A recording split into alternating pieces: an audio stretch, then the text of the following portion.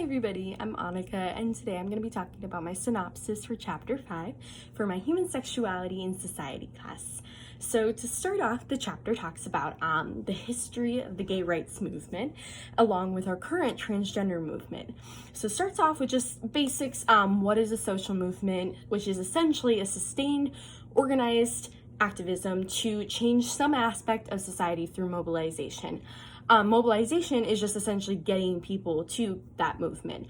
So social movements, they require mobilization, and they are not the same as collective behavior. So collective behavior is spontaneous, short-lived actions of large groups of people. So an example of this would be a riot. The text gives the example of the Stonewall riot for the gay rights and the Compton's cafeteria riot, in 1966, which is arguably the first riot with transgender rights in history. So the next part of the chapter emphasizes the effect of post-World War II in terms of social activism. So essentially, everybody was getting more open with social activism. African Americans began the civil rights movement. Native Americans started the Red Power movement. Women continued on with the feminist movement, and gay and transgender people had those movements as well. So all of this was post-World War II effects, and along with that, economic growth, increasing education, and increasing urbanization all contributed to the rise of these social movements as well.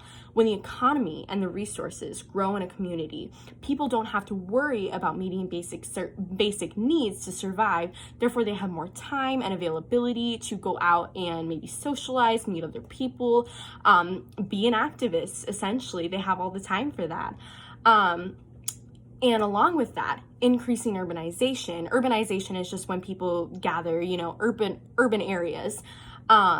This increases the emergence of gay communities. So when people get together, the closer they are together, the more they're going to talk, the more they're going to realize that my inequalities are the same as your inequalities or your injustices, and they will collab. And that's where activism all starts, is people getting together and starting a movement there. So,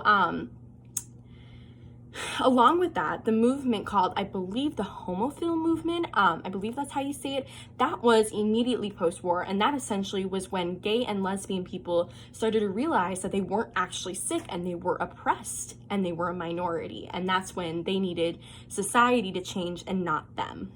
So to go into more of what the most interesting thing I found in the text was probably the whole topic on AIDS. So I don't know very much about AIDS. I knew it existed. I don't really know what happened.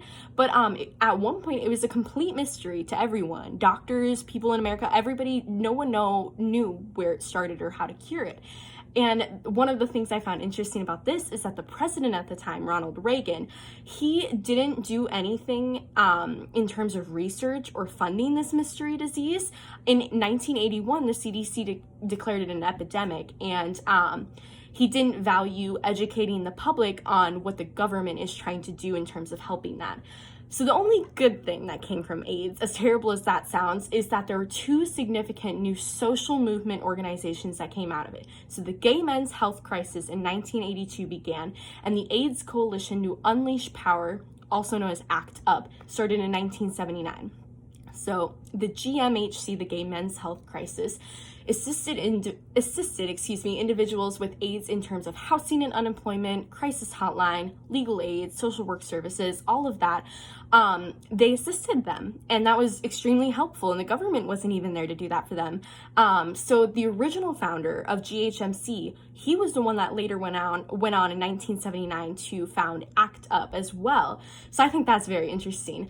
So ACT UP was especially helpful in targeting pharmaceutical companies regarding AIDS drugs, and also New York City at the time, when they didn't assist infected individuals in terms of their housing status. So all of this, all of the efforts of ACT UP and GHMC have decreased drug costs and have sped up the trial drug approval process, which are very, very important and very crucial to AIDS at this point. So just to conclude everything there, the United States still has very far to go in terms of equality and our injustices here. And it is very current with our gay and lesbian rights and transgender rights. So just in June of 2015 was the mark that the Supreme Court ruled that gay marriage was just legalized. 2015, and it is 2020, 5 years ago, as recent as 5 years ago, was when we legalized gay people to be able to get married to other gay people. I think that is very surprising. I knew that happened in 2015, but it's still so shocking that we didn't have that before, and now it is so normal.